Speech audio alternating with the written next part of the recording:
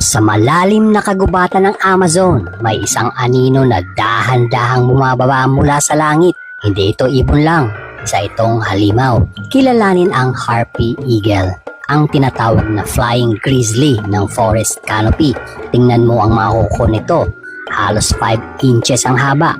Kurbadong parang buto at kasing laki ng claws ng grizzly bear. Pero may malaking kaibahan. Ang bear ay humahampas, samantalang ang harpy eagle ay dumudurog sa grip strength na humigit kumulang 500 pounds per square inch.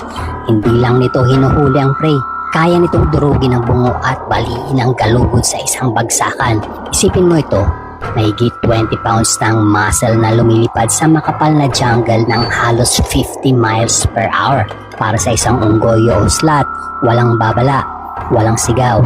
Isang biglaang mabigat at marahas na bagsak mula sa langit at pagkatapos ay katahimikan. Isa itong prehistoric predator na parang ginagawang libingan ang mga puno ng kagubatan. Tingnan mo ang malamig at kalkuladong mga mata nito.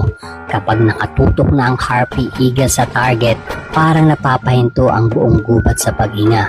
Dahil kapag nakita ka niya, wala ka na.